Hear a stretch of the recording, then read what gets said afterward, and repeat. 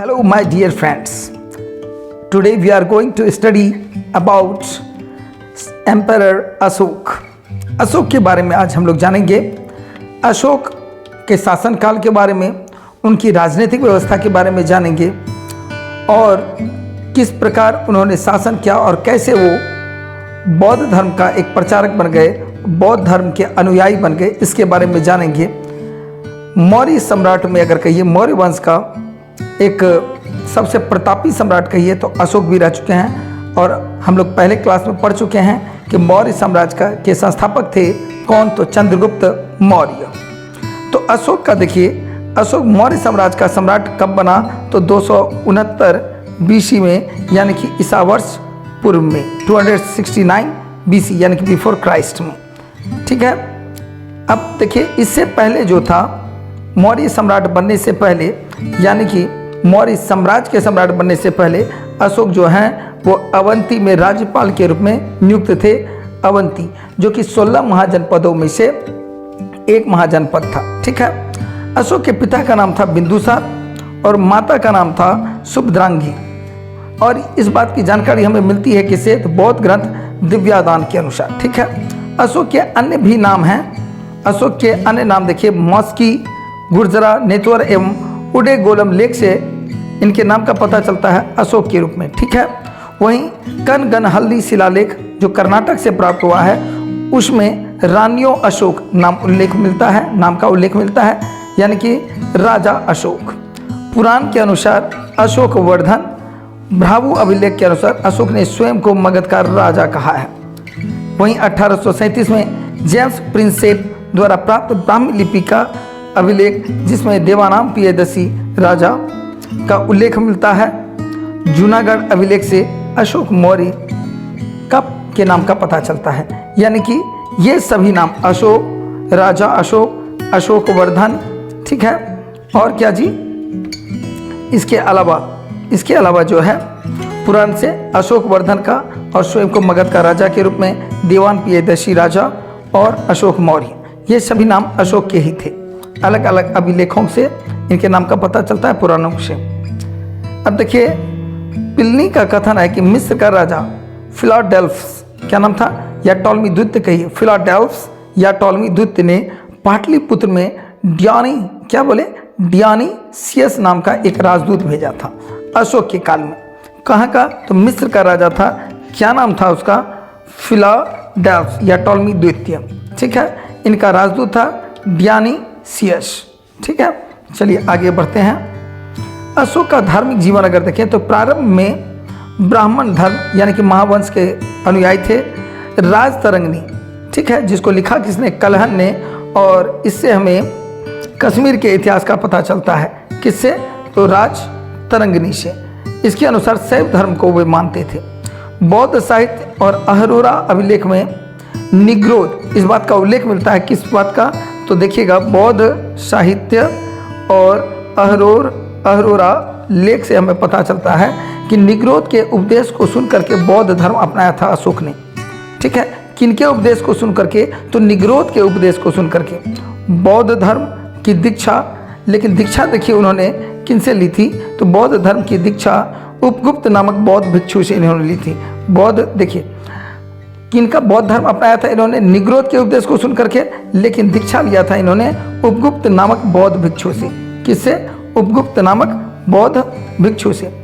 बौद्ध तीर्थों की यात्रा देखिए, राज्य अभिषेक के 10 वर्ष बाद बोध गया गए थे।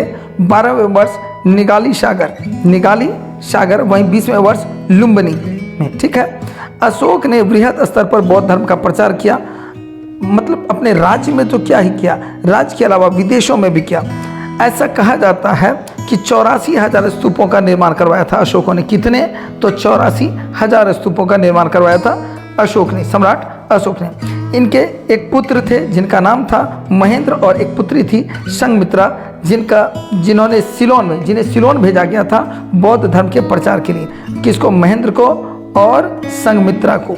ये देवी के पुत्र थे, देवी और अशोक के। ठीक है। अशोक की अन्य भी पत्नियां थी। तीर्थ बौद्ध संगति, जो इंपॉर्टेंट क्वेश्चन बनता है यहाँ से, तीर्थ बौद्ध संगति पाटलिपुत्र में हुई थी। कहाँ हुई थी, पाटलिपुत्र में। किनके शासनकाल में? तो अशोक के शासनकाल में। ठीक है।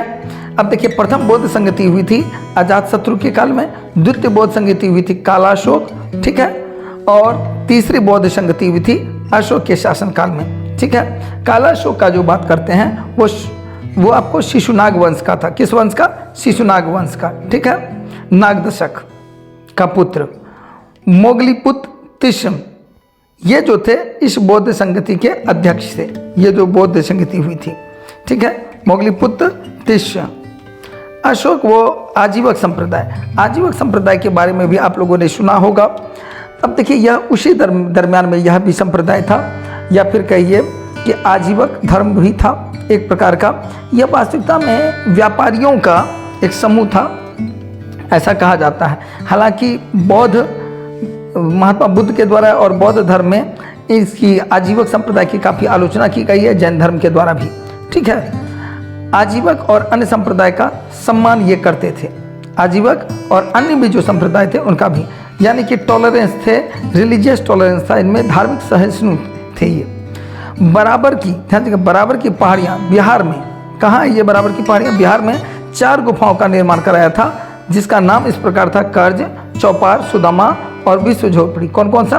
कर्ज, चौपार, सुदामा और विश्व झोपड़ी। ये बराबर की पहाड़ियों कहाँ पर है? बिहार में इन 4 गुफाओं का निर्माण कराया था।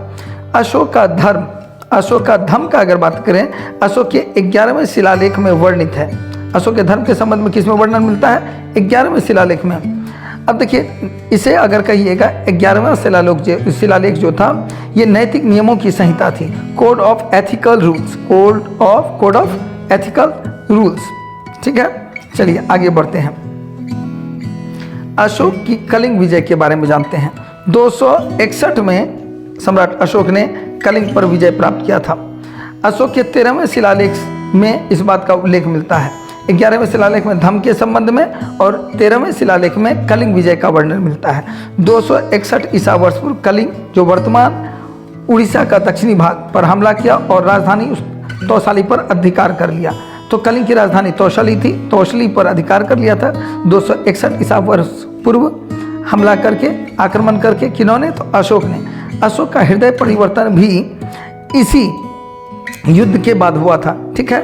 भेरी घोष से, यानी कि भेरी घोष से ये धर्म घोष की ओर बढ़े। ठीक है। परवर्ती मौर्य शासक, देखिए मौर्य शासन 137 वर्षों तक रहा था। अंतिम शासक थे कौन? बृहद्रथ। ठीक है। कौन थे? बृहद्रथ, जिसकी हत्या कर दी थी पुष्यमित्र शुंग ने, और शुंग वंश का स्थापना किया था। ठीक है। सेनापति कौन थे? पुष्यमित्र शुंग द्वारा 185 ईसा वर्ष पूर्व हत्या कर दी गई थी। मगध में शुंग वंश का प्रारंभ हुआ। किनके द्वारा? पुष्यमित्र शुंग के द्वारा। उम्मीद करते हैं कि आपको समझ में आ रहा होगा क्लास। अब ये जो साम्राज्य था इनका, अशोक का मौर्य साम्राज्य, इसका पतन का क्या क्या कारण था? तो अयोग्य उत्तराधिकारी। देखिए, अंतिम जो शासक बोले बृहद्रथ, यह अयोग्य था। ठीक है। यह कमजोर शासक था। परवर्ती मौर्य शासक, जिसका हम नाम बोले बृहद्रथ का, अत्यधिक केंद्रीकृत शासन, यानी कि रोमिला थापड़, ध्यान दीजिएगा, अत्यधिक केंद्रीकृत शासन होने के कारण ब्राह्मणों की प्रतिक्रिया, एच.सी. राय चौधरी कहते हैं, एच.सी. राय चौधरी के अनुसार जो है मौर्य वंश का जो मौर्य साम्राज्य था, इसका पतन का कारण मानते ब्राह्मणों की प्रतिक्रिया। वही रोमिला थापर का मानना है अत्यधिक केंद्रीकृत शासन के कारण जो है पतन हो गया था। करों की अधिकता, यानी टैक्सेशन को इंक्रीज कर दिया गया था, और आर्थिक समस्याएं जिससे आने लगी थी, यह भी मौर्य साम्राज्य के पतन का कारण माना जाता है। अशोक के बाद जो है मौर्य साम्राज्य का विभाजन हो गया था, यह भी एक कारण मान सकते हैं, जिसमें एक पश्चिमी और दूसरा पूर्वी, यानी कि कुणाल और दशरथ। ठीक है। मौर्यकालीन प्रशासन के बारे में हम लोग अगले क्लास में जानेंगे, और जानेंगे क्या केंद्रीय प्रशासन के रूप में किस प्रकार का था, कौटिल्य का सप्तांग सिद्धांत के बारे में जानेंगे। इन सभी क्लास के बारे में, इन सभी पर हम लोग चर्चा करेंगे अगले क्लास में। ठीक है। तब तक के लिए बने रहिए। जय हिंद, जय भारत। उम्मीद करते हैं कि आपको समझ में आया होगा। तो फिर से एक बार अनुरोध है, रिक्वेस्ट है, लाइक करना ना भूलें और ना ही सब्सक्राइब करना, ताकि लगातार हम आपके लिए वीडियो और क्लास लाते रहें। धन्यवाद। जय हिंद, जय भारत।